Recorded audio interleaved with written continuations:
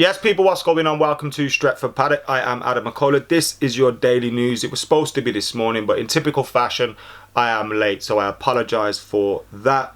Of course, today is the 6th of February, which means it's the anniversary of the Munich air disaster. 64 years since that day in Munich. A day which, you know, is huge in Manchester United's history.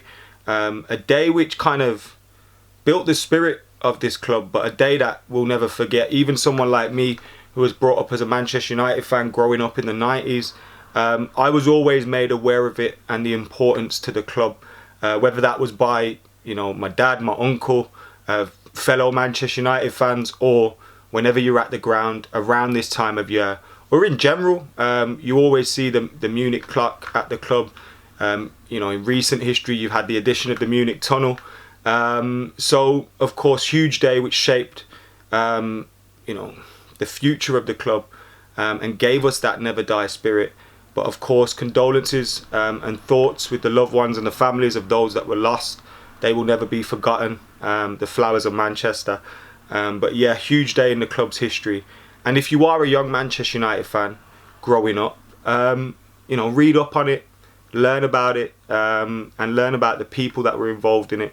The huge names, you know, the likes of Duncan Edwards, and what they mean to the club, because they are massive figures. Anyway, moving on. Remember, this is the news, so we're going to speak about some latest news as well. The latest news today obviously isn't looking good for Manchester United, following that FA Cup knockout against Middlesbrough. Now, the game itself obviously dominated by the fact Elanga misses that penalty, Cristiano Ronaldo misses a penalty in normal time, and the massive decision or mistake by the referee to give a goal when there was a clear handball in the build-up. Now, VAR didn't overturn that. That was an issue.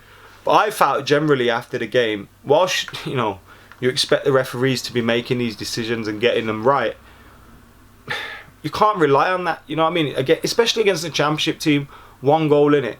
You have to take your chances, and United had countless. Look, you can miss penalties, whether you're Ronaldo or Elanga. We know it can happen. We've seen Ronaldo miss penalties in you know, in Moscow in 2008, for example. It happens, but we had other clear-cut chances in that game, and it started off so well. I thought Sancho looked really good. He obviously started off by hitting the bar, scoring the goal. Bruno has that sitter in the second, and you just think you take one of your chances, and it's a different story. We left them in it with a sniff. And you know, a worldie, a mistake, set piece, anything can go wrong, and it did. And then you get dragged to penalties. So I think we only had ourselves to blame, to be totally honest with you. And we couldn't place the blame at Anthony Elanga's young feet, because he didn't deserve that at all. And I kind of felt as he was stepping up, like, I probably felt it for every United penalty that we were going to miss, but none more so than when Elanga stepped up, because I just felt, he doesn't deserve this, and unfortunately it happened. But yeah, I think we deserve to go out because of the chances that we missed, although some might say there were positives in that as well. So in the performance, sorry, not in going out, there's no positives in going out. I've seen some say there were positives in the performance, and you know, 9 times out of 10 we go through, although I don't particularly feel that way. A couple of stories we've got. One that emanates from Bruno Andrade, Portuguese and Brazilian reporter. It says Flamengo verbally agreed with Manchester United to buy 75% of Andreas Pereira's economic rights. A deal could reach up to 14 million euros. The rest of the deal will be paid in individual and team add-ons. Now, I don't know what buying 75% of his economic rights means. Whether that means, I don't know, whether they've agreed 75% of the fee United want or something, and the rest to be, I don't know. But it seems like United could get in a decent wedge for Andreas Pereira, which is something that I didn't expect, to be totally honest with you. I thought he might be one of those players we let go on a free or a really cheap deal. I know he made a mistake in a huge game for Flamengo, which cost him the game, but he's clearly light there. He's scored a few bangers. Every time I see him popping up on Twitter, he's scoring the odd goal here and there.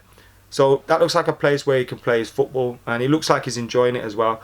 I've never disliked Andreas Pereira. I always thought he was a massive talent who just didn't quite make it. But hopefully he can settle down in Brazil. I'd love to go watch a game of football in Brazil. He follows us on Twitter or Instagram, I think, so maybe we should hit him up for that. Moving on from that, and to Ralf Rangnick. He apparently has recruited German journalist and broadcaster Raphael Honigstein. Now, we would have heard his name a lot when we speak about transfers. He's one of the fairly reliable journalists out there, and it's believed, Matt Hughes is reporting, that Raphael Honigstein, as a personal media advisor until the end of the season, has been appointed by Rangnick. Honigstein has taken a 6-month sabbatical from the Athletic to provide advice and briefing notes to Ralf Rangnick. Now, because Ralf Rangnick come into this job, and I don't think he had an agent when he came into this job, I think he feels like he needs some sort of advice on maybe, PR and things like that, which we all know are in this game, and maybe the interviews to do, the interviews not to do, the things to say, things not to say. I don't know, but it looks like he's taking advice from Raphael Honigstein. Now, another German national that can help him. In terms of, they speak the same language. He probably knows him fairly well from his time over there. Having someone that he believes he can trust is probably important to him. And in a country where he probably feels very alone right now. And he's in a position as well at the club where he's here for 6 months. We hope he's going to be here in a role above the manager, whoever that is next, alongside those at the club to try and help with the football side of things. But he's still in this weird position where he's a caretaker manager, do you know what I mean? He's on his own out here. The club feels very fragmented at the moment. So maybe he needs that.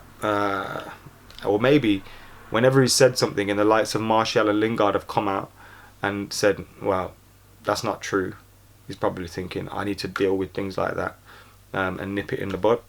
So there you go. That's another story that we have today. As expected, and as it should be, quiet news day, as it's the memorial and the anniversary of the Munich air disaster. Of course, we do have a few videos on here which are educational, which we made a few years ago on this channel, which you can check out just by a simple search if you want. But there's loads of stuff out there for you guys to educate yourselves or learn a little bit more about that day in the club's history. Anyway, guys, thank you for tuning in. Make sure you're liking, commenting, sharing and subscribing. Keep it locked to Stretford Paddock as well. We'll be back very soon. And until then, see you later.